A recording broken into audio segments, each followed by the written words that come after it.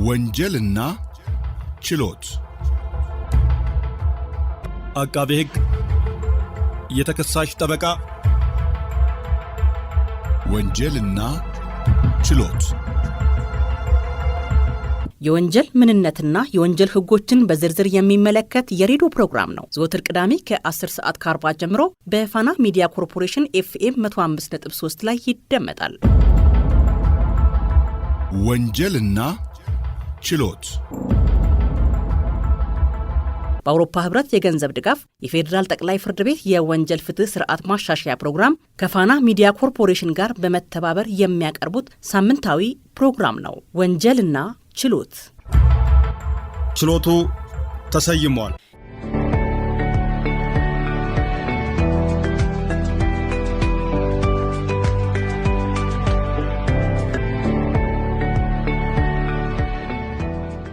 ሰላም ጤና ይስጥልን አድማጮች፣ የዕለቱ የወንጀልና ችሎት ዝግጅት ጀምሯል። በዕለቱ ርዕሰ ጉዳይ በወንጀል የተገኘ ንብረትን ማስመለስ የህግ ማዕቀፍን የምንዳስስ ይሆናል።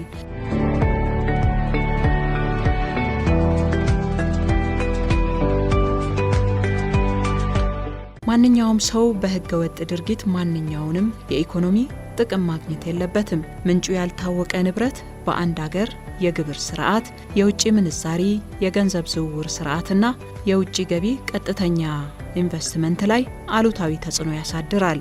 አሁን ላይ የኢኮኖሚና የሙስና ወንጀሎች በሀገራችን ኢኮኖሚያዊ ጥቅም ላይ ከፍተኛ ጉዳት እያደረሱ ስለመሆኑ አጠያያቂ አይደለም። በተለያየ ጊዜ በወንጀል የተገኘ ንብረትን ማጥራት፣ መለየት፣ ማገድ፣ መያዝ፣ መመርመር፣ መክሰስ፣ ንብረትን ማስተዳደርና መውረስን በሚመለከት በተለያዩ የህግ ማዕቀፎች ስር ተካተው ይገኙ የነበረ ቢሆንም እነዚህ የህግ ማዕቀፎች በመንግስትና ህዝባዊ ድርጅት ሰራተኞች ላይ ብቻ የተወሰኑ በመሆኑ ሌሎች የህግ ሰውነቶች ያሏቸው ድርጅቶች በወንጀል ድርጊት አማካይነት የተገኘ ንብረትን የማስመለስ ሂደት ላይ ችግሩን መከላከልና መቆጣጠር ላይ ክፍተት ፈጥሯል። በመሆኑም ይህን ወንጀል ለመከላከልና ለመቆጣጠር ተበታትነው የነበሩትን የህግ ማዕቀፎች ወደ አንድ የህግ ማዕቀፍ በመሰብሰብ ለሁሉም የወንጀል አይነቶች እንዲያገለግሉ በማድረግና መሰረታዊ የህግና የአፈጻጸም ጥያቄዎችን ወጥነትና በቂ ምላሽ የሚሰጥ የህግ ስርዓት መዘርጋት በማስፈለጉ በስራ ላይ የነበሩትን የንብረት ማስመለስ፣ ማገድ፣ መያዝ፣ ማስተዳደርና መውረስን የሚመለከቱ የአዋጆችን ድንጋጌ በመሻር ልዩ የንብረት ማስመለስ አዋጅ ቁጥር 1364/2017 ስራ ላይ ውሏል። ይህ አዋጅ የኢኮኖሚ ወንጀሎች ከህገ ወጥ የገንዘብ ዝውውርና ከሙስና የተገኘን ገቢ ማስመለስ ላይ ያተኮረ ነው። ችሎቱ ተሰይሟል። ስሜ መስፍን መኮንን ይባላል። በፍትህ ሚኒስቴር የንቃተ ህግ ትምህርትና ስልጠና ዳይሬክተሬት ምክትል ረዳት ጠቅላይ አቃቢ ህግ ነኝ። የንብረት ማስመለስ ማለት በቀጥታም ይሁን በተዘዋዋሪ ከወንጀል የተገኙ ምንጩ ወንጀል የሆኑ ንብረትን ከመውረስ ጋር የተገናኘ ነው ማለት ነው።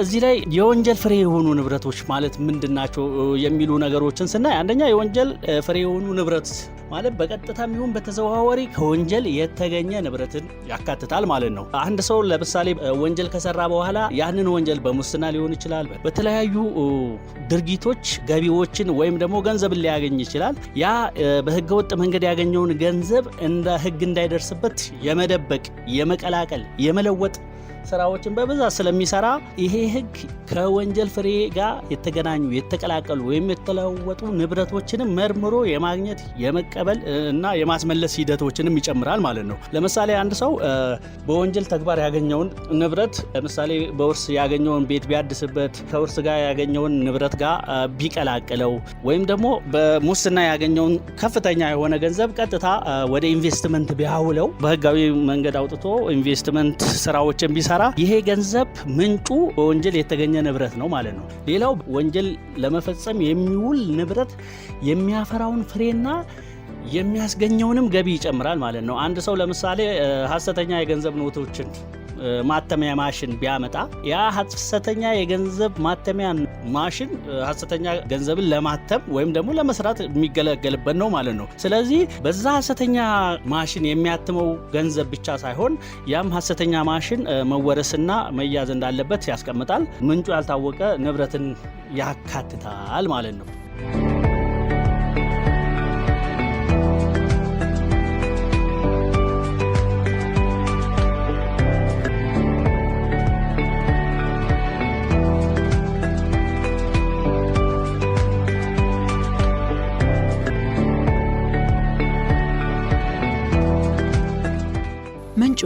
ያልታወቀ ንብረትን ከማስመለስ ጋር በተያያዘ አዋጅ ቁጥር 1364/2017 አንቀጽ 5 ላይ በሙስና ወንጀሎች አዋጅ ቁጥር 881 ምንጩ ያልታወቀ ንብረትን በተመለከተ ኃላፊነት ያለባቸው አካላት እንደተጠበቁ ሆነው በዚህ አዋጅ አንቀጽ 5 መሰረት ማንም ሰው በቀጥታም ሆነ በተዘዋዋሪ ያለው ንብረት ወይም የኑሮ ደረጃ አሁን ባለበት ወይም ቀድሞ በነበረበት ስራ በሌላ መንገድ በሚያገኘው ወይም ሲያገኝ ከነበረው ህጋዊ ገቢ የማይመጣጠን እንደሆነና ንብረቱ የኑሮ ደረጃውን ምንጭ በተመለከተ ምክንያታዊ የሆነ የወንጀል ጥርጣሬ ባኖረ ጊዜ በዚህ አይነቱ የኑሮ ደረጃ ያለው ንብረት እንዴት ሊኖረው እንደቻለ ለፍርድ ቤት ካላስረዳ በስተቀር ንብረቱ ይወረሳል።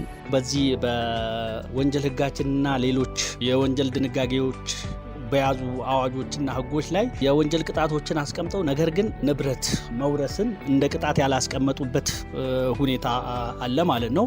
ከነዚህ ድንጋጌዎች ጋር በተያያዘ ምንም እንኳን እነዚህ የወንጀል ህጎችና ሌሎች የወንጀል ድንጋጌዎች የንብረት መውረስን እንደ ቅጣት ባያስቀምጡም እንኳን በአንድ ወንጀል ምክንያት ያልተገባ ጥቅም ከተገኘ ወይም ደግሞ ያልተገባ ጥቅም ወይም ንብረት ለሌላ ሰው ካስገኘ ወይም ደግሞ በሌላ ሰው ላይ ንብረት እና ጥቅም ላይ ጉዳት ከተደረሰ በዚህ አዋጅ መሰረት የንብረት እንደሚወረስበት ያስቀምጣል ማለት ነው። ሌላው ምንድነው? ንብረት ሲወረስ አቃቤ ህግ ክስ መስርቶ ፍርድ ቤት ደግሞ ያ ንብረት ህገ ወጥ መሆኑን ወይም ደግሞ የወንጀል ፍሬ መሆኑን ሲያምንበት እንዲወረስ ፍርድን ወይም ውሳኔን ሲያስተላልፍ ነው። ነገር ግን አቃቤ ህግ ኦር ደግሞ ሚኒስተሩ የወንጀል ክስ ሳይመሰርት ከዛ ወንጀል ከፈጸመው ሰው ጋር ድርድር በማድረግ በወንጀል የተገኘ ንብረትንም ማስመለስ እንደሚችል ያስቀምጣል ማለት ነው። በወንጀል ድርጊት የተገኘ ንብረትን ከመውረስ ጋር በተያያዘ ሁለት አይነት የመውረስ አይነቶች እንዳሉ ተቀምጧል። በጥፋተኝነት ውሳኔ ላይ የተመሰረተ የንብረት መውረስና በጥፋተኝነት ላይ ያልተመሰረተ የንብረት መውረስን ይመለከታል።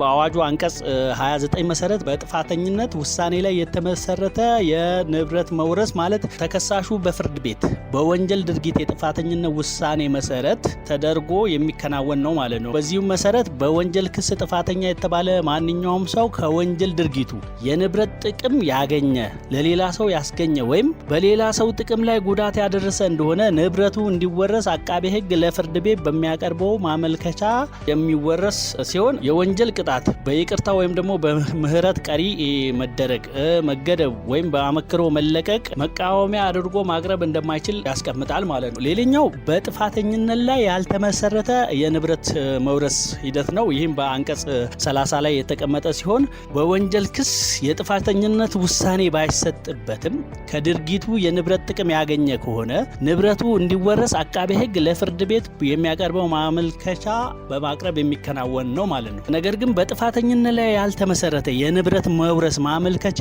ሊቀርብ የሚችለው በሚከተሉት ምክንያቶች ብቻ ነው በማለት በህጉ ተቀምጧል። እነዚህ ምክንያቶች ምንድናቸው ብለን ስናያቸው፣ አንደኛ በወንጀል ድርጊት የተጠረጠረው ወይም የተከሰሰው ሰው ሲሞት፣ ሲያመልጥ፣ ሲጠፋ ወይም ወንጀል ፈጻሚው ሳይታወቅ ሲቀር ነው ማለት ነው። ስለዚህ በማንኛውም አይነት ሁኔታ ያንን ወንጀል የፈጸመውን ሰውዬ ለህግ አቅርበን ማስቀጣትና በወንጀል ተጠያቂ ራሱ ማድረግ ካልቻልን፣ ነገር ግን ያ ግለሰብ በወንጀል የተገኘ ንብረቶችን አፍርቶ የተገኘ እንደሆነ አቃቤ ህግ ክስ በመመስረት የሚወረስበት ሂደት አለ ማለት ነው።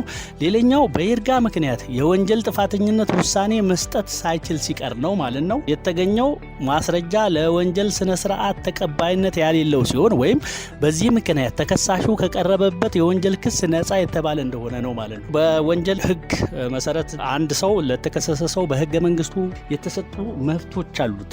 አንድ መርማሪ ፖሊስ ወይም አቃቤ ህግ ወንጀልን በሚመረምርበት ጊዜ ህግንና ህጋዊነትን ተከትሎ ማስረጃ ማሰባሰብ እንዳለበት፣ ያ በህገ ወጥ መንገድ ያገኘው ማስረጃ ለፍርድ ቤት መቅረብ እንደማይችል ያስቀምጣል ማለት ነው። አንድ ግለሰብ ላይ ወንጀል ፈጽሞ ነገር ግን ያንን የወንጀሉን የፈጸመበትን በህገ ወጥ የሆነ ማስረጃ ለምሳሌ በመደብደብ፣ በማስገደድ፣ በመደለል የተለያዩ ተስፋዎችን በመስጠት የሚገኙ ማስረጃዎች በህግ ፊት ተቀባይነት አይኖራቸውም ማለት ነው። በወንጀለኛ ስነ ስርዓቱም በህገ መንግስቱም የተከለከሉ በመሆናቸው ማለት ነው። እንደዚህ አይነት ነገር ሲከሰቱ ፍርድ ቤቱ ያንን ማስረጃ ተቀባይነት ሳይኖረው ሲቀር ወይም ደግሞ የወንጀል ክስ መመስረት ሳይቻል ወይም ደግሞ በእንደዚህ አይነት ምክንያት ከወንጀል ነፃ ቢሆኑም ነገር ግን በተጨባጭ በወንጀል ፍሬ ያገኙት ንብረት በመኖሩ ያንን በወንጀል ያገኙትን የወንጀል ፍሬ የሆነ ንብረታቸውን በህጋዊ መንገድ ክስ በመመስረት የሚወረስበት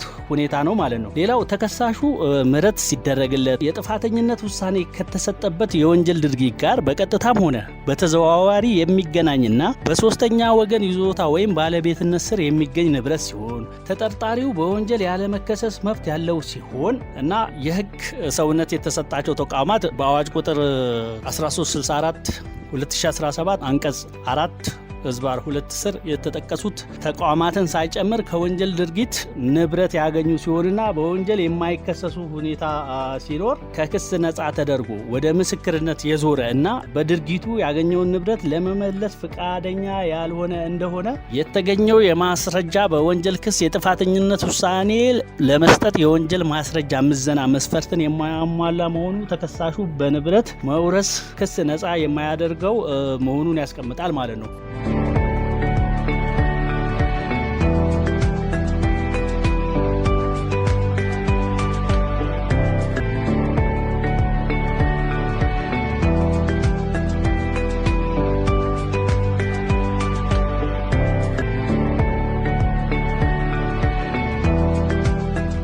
የንብረት ማስመለስ ምርመራ አጀማመርን በተመለከተ መቼ እንደሚጀመር፣ እንዴት እንደሚጀመርና ማን ጥቆማ እንደሚሰጥም ጭምር በሕጉ ላይ በስፋት ተዘርዝሮ እንደተቀመጠም አቃቢ ሕጉ ያብራራሉ።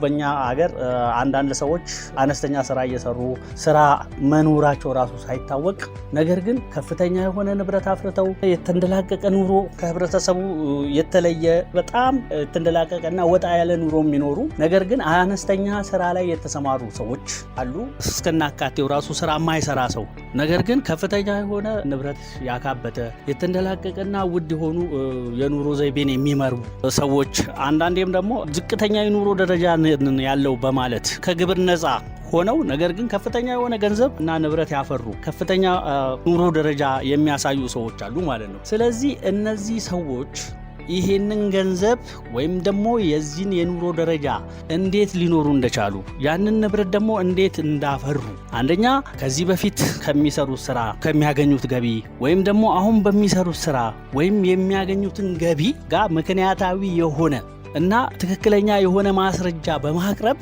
ኑሯቸውና ገቢያቸው ተመጣጣኝ መሆኑን ማስረዳት መቻል አለባቸው።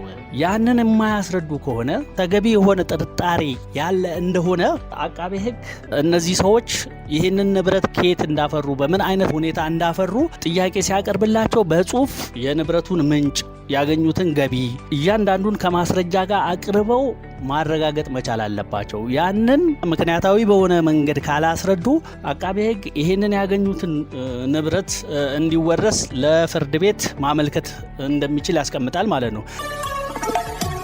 የሙስና ወንጀሎችን አዋጅ ቁጥር 881 2027 ድንጋጌዎች ላይ ምንጩ ያልታወቀ ንብረት ኃላፊነት ያለባቸው አካላት እንደተጠበቀ ሆኖ ብሎ አስቀምጧል ማለት ነው። በዚህ አዋጅ ላይ ምንጩ ያልታወቀ ንብረትን በተመለከተ በፊት የመንግስት ሰራተኛና ህዝባዊ የሆኑ ድርጅቶች የሚመሩትን ሰዎች ብቻ የሚመለከት ነበር። እነዚህ ህዝባዊ የሆኑ ድርጅቶችን ወይም ደግሞ የመንግስት ሰራተኞች፣ የመንግስት ተሿሚዎች ምንጩ ያልታወቀ ንብረትን በተመለከተ ህጉ ይገዛቸዋል። ንብረታቸውን የኑሮ ደረጃቸውን ፕሩቭ ማድረግ እንዳለባቸው ካላቸው የሥራ ኃላፊነት ከሚያገኙት ገቢ ጋር ተመጣጣኝ መሆኑን ማስረዳት እንዳለባቸው የሚገዛ ህግ ነበረ። ነገር ግን ይሄ መንግስት ሰራተኛና ህዝባዊ ድርጅቶች ላይ ብቻ የሚታይ ሳይሆን በተለያዩ የህብረተሰቡ ክፍል ላይ ያሉ የተለያዩ ህጋዊ ስራዎችን የሚሰሩ ሰዎችን ወይም ደግሞ ህጋዊ ስራ የማይሰሩትንም ሆኖ ከገቢያቸው ጋር የተገናኘ ማንኛውንም ሰው የሚመለከት ነው ማለት ነው። ስለዚህ ማንኛውም ሰው የኑሮ ደረጃውን የገቢ ምንጩን ማስረዳት ማረጋገጥና በህጋዊ መንገድ ማስረዳት እንዳለበት ያስቀምጣል ማለት ነው። ከዚህ ጋር በተገናኘ አዋጁ አንቀጽ 8 ስር ምንጩ ያልታወቀ ንብረት ክስ የሚቀርብበት ጊዜና የገንዘብ መጠንን በተመለከተ አስቀምጧል። በወንጀል የተገኘ ንብረት ማስመለስ አዋጅ ቁጥር 1364 2017 ተፈጻሚ ከመሆኑ በፊት ባሉት 10 ዓመታት ውስጥ ወይም ተፈጻሚ ከሆነበት ጊዜ ጀምሮ የተገኘ ምንጩ ያልታወቀ ንብረት ለማስመለስ በዚህ አዋጅ መሰረት ምንጩ ያልታወቀ ያልታወቀ ንብረት ክስ ሊቀርብ ይችላል። በወንጀል የተገኘ ንብረት ማስመለስ አዋጅ ቁጥር 1364/2017 ተፈጻሚ ከመሆኑ በፊት ባሉት 10 ዓመታት ውስጥ በተገኘ ምንጩ ያልታወቀ ንብረት ላይ ክስ የሚቀርበው ምንጩ ያልታወቀው ንብረት ግምት ከብር 10 ሚሊዮን ብር በላይ ሲሆን ነው በማለት ሕጉ ያስቀምጣል ማለት ነው።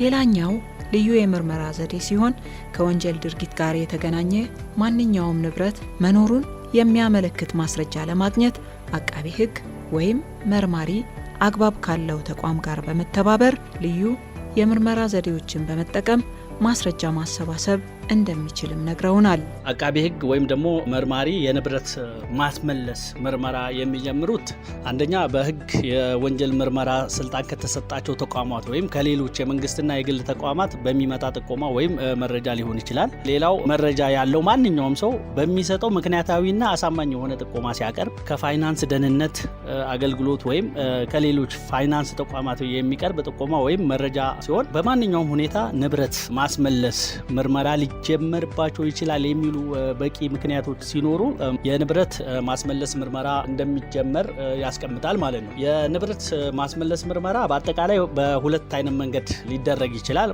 ይሄውም የጠቅላላ የንብረት ምርመራ ዘዴና ልዩ የንብረት ምርመራ ዘዴ ብለን ለሁለት ልንከፍለው እንችላለን ማለት ነው። ጠቅላላ የንብረት ምርመራ ዘዴ በወንጀል ስነ ስርዓት ሕግና በሌሎች ልዩ ሕጎች የምርመራ ዘዴን በተመለከተ የተደነገጉት እንደተጠበቁ ሆኖ አቃቤ ሕግ ወይም መርማሪ የንብረት ምርመራ በሚያከናውንበት ጊዜ የሚከተሉትን የምርመራ ዘዴዎችን ሊጠቀም ይችላል ማለት ነው። አንደኛ የገንዘብ ፍሰት ሰነዶችና ምናባዊ ንብረት ምርመራ ሊሆን ይችላል ማለት ነው። ይሄ ምናባዊ ንብረት የምንለው ምንድነው? በአሁኑ ጊዜ ከቴክኖሎጂ እድገት ጋር በተገናኘ ዲጂታል የሆኑ ከረንሲዎች ለምሳሌ እንደ በዲጂታል የተፈጠሩ የመገበያያ ዘዴዎች አሉ። እነ ቢትኮይን ሊሆን ይችላል፣ ባይናንስ የምንላቸው ቶክን ምናምን የሚባሉ የተለያዩ የማይታዩ ግን ደግሞ በዲጂታል ዓለም ውስጥ ያሉ ንብረቶች ምናባዊ ንብረት ተብለው ይቀመጣሉ ማለት ነው። ስለዚህ ይሄ ምርመራ የነዚህንም ንብረት ያካትታል ማለት ነው፣ የዚህ የዲጂታል ንብረቶችም ማለት ነው። ሌላው የቀረጥና የግብር ሰነዶች ምርመራ፣ የንግድ ምዝገባ ፍቃድ ሰነዶች ምርመራ፣ የማይንቀሳቀሱ ወይም የሚንቀሳቀሱ ንብረቶች ወይም ሪል ስቴትን የሚመለከት ማንኛውም ምርመራ፣ የጉዞ ሰነዶች፣ የፓስፖርት ወይም ወሳኝ ኩነቶች ሰነዶች ምርመራ፣ የሀብት ምዝገባ ሰነዶች ምርመራን፣ የካፒታል ገበያ መረጃዎችን ምርመራ ወይም ደግሞ ሌሎች ለንብረት ማስመለስ ሊያገለግሉ የሚችሉ ማንኛውንም ምርመራ ያካትታል ማለት ነው። ይህንንም ምርመራ ሲያከናውን በፍትሐብሔር ስነ ስርዓቱና በወንጀል ስነ ስርዓቱ የተቀመጡ እና በሌሎች የተቀመጡ ሕጎችን በማክበር ጠቅላላ የምርመራ ዘዴን ያደርጋል ማለት ነው። በአጠቃላይ የንብረት ማስመለስ ሕግ በኢትዮጵያ ሰዎች ከወንጀል ድርጊት የሚያፈሩትን ሀብትና ምንጩ ሳይታወቅ የሚያገኙትን ንብረት በመቆጣጠርና ሲገኝም ለመንግስት ተመላሽ እንዲሆን በማድረግ ወንጀል አትራፊ ስራ እንዳይሆን ማድረግንና ማህበራዊ ፍትህን ማስፈንን ዓላማው አድርጎ የጸደቀና ይህንን ዓላማ በሚያሳካ አግባብ ጥብቅ የሆነ የአፈጻጸም ስርዓትን የሚከተል የሕግ ማዕቀፍ መኖሩን ህብረተሰቡ ሊያውቅ ይገባል።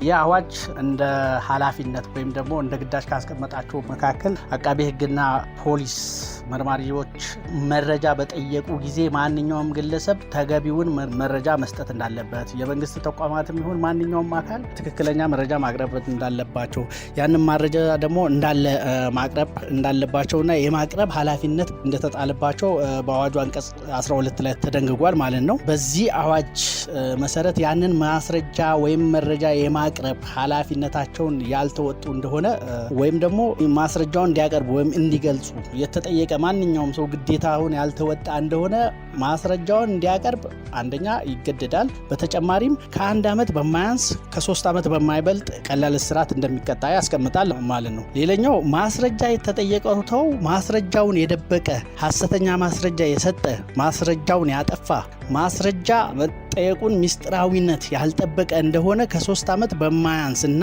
ከ5 ዓመት በማይበልጥ ጽኑ እስራት እንደሚቀጣ ያስቀምጣል ማለት ነው። ሌላው ማንኛውም ሰው በንብረቱ ላይ ፍርድ ቤት የሰጠውን የእግድ፣ የመያዣ፣ የማስተዳደር ወይንም ደግሞ የመውረስ ትዕዛዝ በመጣስ ትዕዛዙን የሚቃረን ማንኛውም ድርጊት የፈጸመ እንደሆነ ከ1 ዓመት እስከ 3 ዓመት በሚደርስ ቀላል እስራትና በንብረቱ ላይ የደረሰው ጉዳት ወይም ደግሞ ያልተገባ ጥቅም በሚኖር ጊዜ በደረሰው ጉዳት ወይም በተገኘው ጥቅም ልክ ከ10 እስከ 15 በመቶ የሚደርስ የገንዘብ መቀጮ ወይም ደግሞ ይህን ድርጊት የፈጸመው ወይም ትዕዛዙን የጣሰው የሕግ ሰውነት ባለው አካል በሆነ ጊዜ ከ20 እስከ 30 በመቶ የሚደርስ የገንዘብ መቀጮ እንደሚቀጣ በአዋጁ ላይ ተደንግጓል ማለት ነው።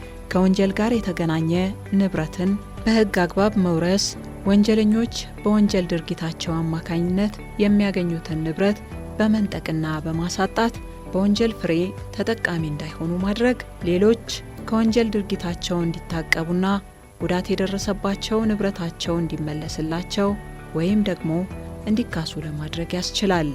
ክቡራን አድማጮቻችን ለዕለቱ ያሰናዳነው ዝግጅት የእስካሁኑን ይመስል ነበር። ሳምንት በሌላ ርዕሰ ጉዳይ እስከምንገናኝ ምህረት ሙልጌታ ነኝ። እስከዚያው በቸር ቆዩን።